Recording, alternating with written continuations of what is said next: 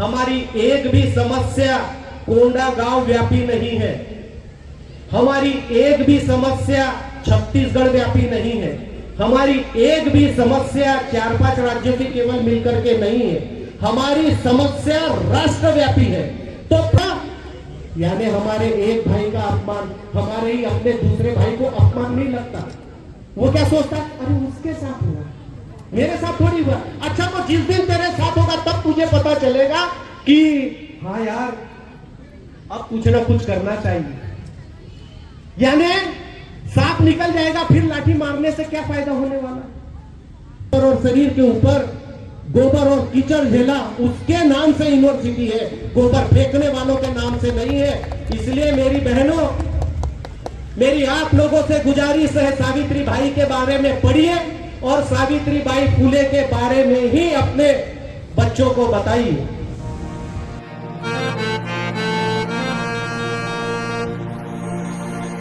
26 नवंबर 2025 को भारत देश का 76वां संविधान दिवस मनाने के लिए आज स्कूल ग्राउंड बनियागांव, जिला कोंडागांव में बाबा साहेब सेवा संस्था एवं मूल निवासी समाज कोंडागांव की ओर से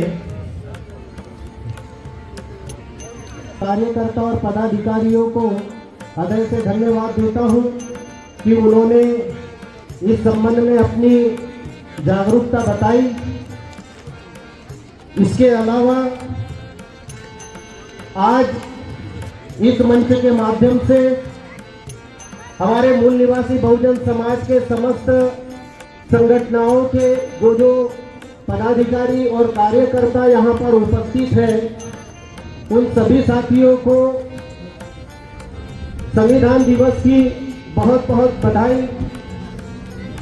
आज के इस भव्य कार्यक्रम के लिए सजे हुए मंच में बैठे हुए हमारे अतिथिगण, बुद्धिजीवी साथी, मेरे बड़े भाई विष्णु बघेल साहब, मेरे छोटे भाई मान्यवर एडवोकेट जांगड़े साहब, साथ ही कोंडागांव में मेरे साथी मुकेश मार्कंडे जी और अन्य साथियों, आप सभी को संविधान दिवस की बहुत बहुत बधाई।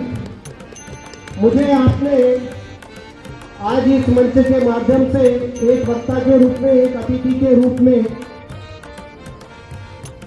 सुनने के लिए मुझे यहाँ पर बुलाया है। सर्वप्रथम उसके लिए मैं आप सभी का आभार व्यक्त करता हूँ। लेकिन मैं आप लोगों की जानकारी के लिए बताना चाहता हूँ कि मुझे भाषण देना नहीं आता। अब अम्बेडकर को भंडारा कंस्टिट्यूएंसी से हराने वाले भाऊराव बोरकर का नाम, उसके खानदान के किसी व्यक्ति का नाम आप में से किसी को पता है? लेकिन आज पुणे की सर्वप्रतिष्ठित, सबसे प्रतिष्ठित यूनिवर्सिटी, पुणे की सबसे प्रतिष्ठित यूनिवर्सिटी का नाम, जिसने अपने कपड़ों के ऊपर और चेहरे के ऊपर और शरीर के ऊपर गोबर और कीचड़ झेला, उसके नाम से यूनिवर्सिटी है, गोबर फेंकने वालों के नाम से नहीं है। इसलिए मेरी बहनों, मेरी आप लोगों से गुजारिश है, सावित्री बाई के बारे में पढ़िए और सावित्री बाई फुले के बारे में ही अपने बच्चों को बताइए। ये स्कूल के प्रांगण में मैं अंदर गया, अंदर जाने पर मैं देखा मां सरस्वती की फोटो लगी हुई है। अच्छी बात, होना चाहिए। मुझे बताएं, मैं वास्तविकता से बात कर रहा हूं। मां सरस्वती ने कितने स्कूल खोले हैं? एक हाथ का नाम बताइए। लेकिन सावित्री बाई और फुले ने मिलकर के 18 स्कूल इस देश में खोले। 18 स्कूल आप लोगों को पढ़ने लिखने के लिए। मैं किसी की धार्मिक भावना भड़काने के लिए नहीं बोल रहा, लेकिन यही वास्तविकता है। आप कीजिए पूजा, कोई दिक्कत नहीं है, लेकिन सावित्री माता फुले की भी तस्वीर उसके बगल में होना चाहिए। होना चाहिए कि नहीं होना चाहिए? ये वास्तविक रूप से हमारी मां है।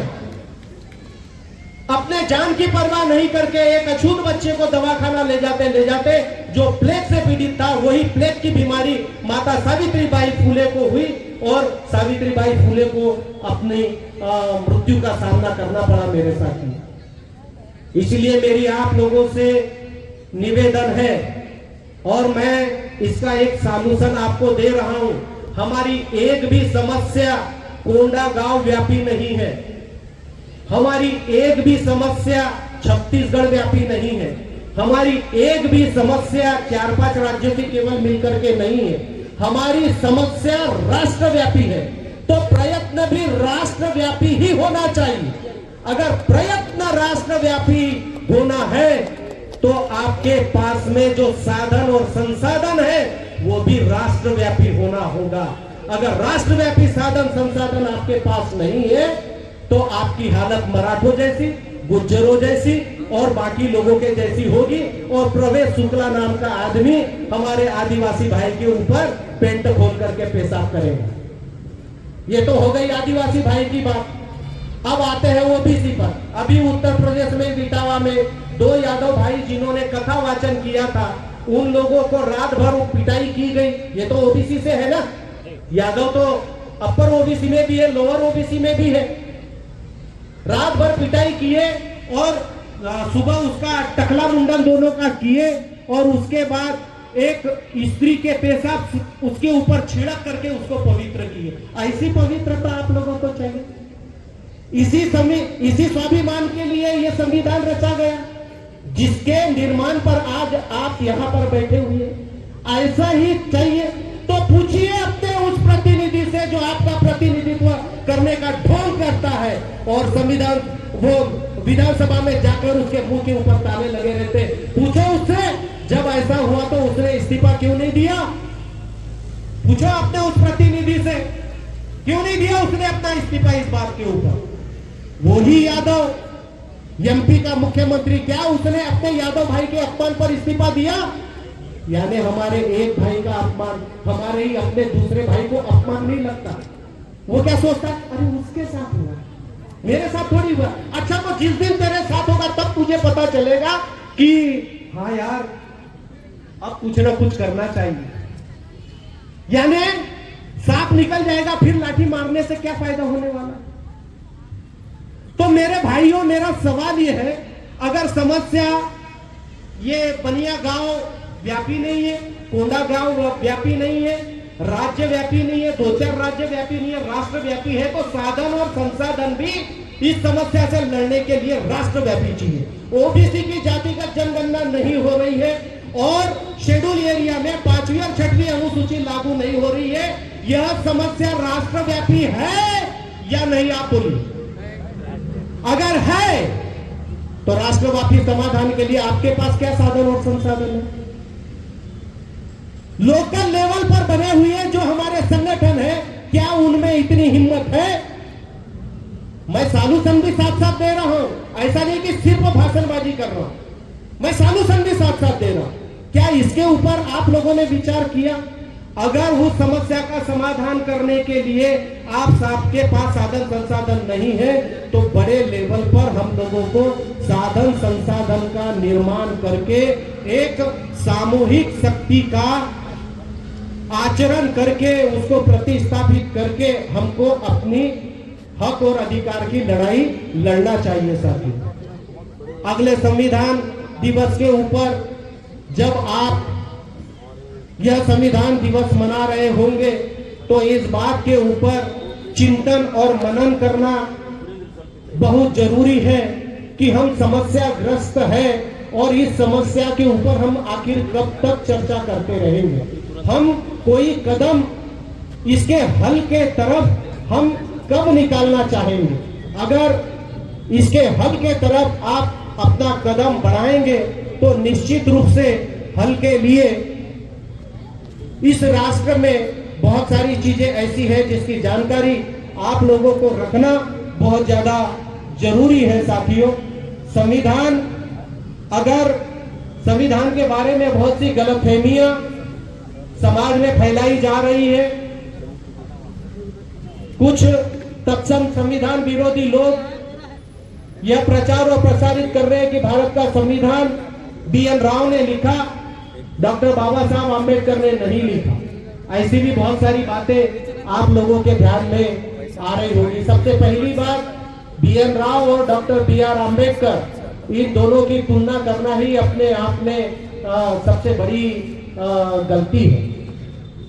ऐसा होना नहीं चाहिए, लेकिन वो कह रहे हैं। आप में से बहुत लोगों ने कहा कि इसे हिंदू राष्ट्र बनाने की तैयारी चल रही है, तो ऐसा नहीं होना चाहिए। ऐसा भी आप लोगों ने किया, लेकिन उसके लिए जो उपाय करने की आवश्यकता है, उसके ऊपर हमारा ध्यान होना बहुत ज्यादा जरूरी है। अगर हम बीमार होते हैं साथियों, तो हम डॉक्टर के पास जाते हैं। हमारी छत से अगर पानी छूता है तो हम लेंटर को फिर से बनाते हैं। तो हमारी समस्याओं के समाधान के लिए हमको उपाय खोजना बहुत ज्यादा जरूरी है। मेरे गोंडा गांव के कुछ साथी हैं, जिन उपायों, जिन संगठनों और जिस नेतृत्व की मैं बात कर रहा हूं, उसके बारे में मेरे साथी बताएंगे। क्योंकि समस्या है तो उसका समाधान भी है। समाधान के तरफ बढ़कर के हमको उस समाधान को करने के लिए अपने हुनर का इस्तेमाल करना चाहिए। मैं आज इस अति पावन अवसर पर आप सभी लोगों को पुनः बधाई देते हुए, आप लोगों ने मुझे सम्मानित किया। आज के इस विशेष प्रबोधन में मुझे बोलने का मौका दिया, उसके लिए मैं यहाँ के पंचायत आयोजन समिति और आप सभी कार्यकर्ता पदाधिकारियों का बहुत बहुत धन्यवाद ज्ञापित करते हुए मैं मेरी वाणी को यहीं पर विराम देता हूँ। जय संविधान, जय बाबा साहब।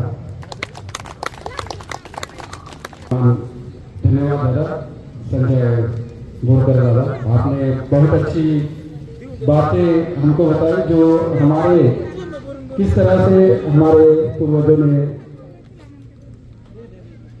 झेला है और संघर्ष किया है। उस संघर्ष की बदौलत हमें आज जो संविधान में हमें अधिकार मिला हुआ है, और बिल्कुल हम अधिकार को अगर छीनना है, बचाना है, संरक्षित करना है, तो बिल्कुल हम भारतीय संविधान को भी बचाना बेहद जरूरी है। और इस मुहिम में जो बाबा साहेब सेवा संस्था या निवासी समाज जिला कोंडागांव जो हर स्तर पर कार्य कर रही है, लोगों को जागरूक करते जा रही है। और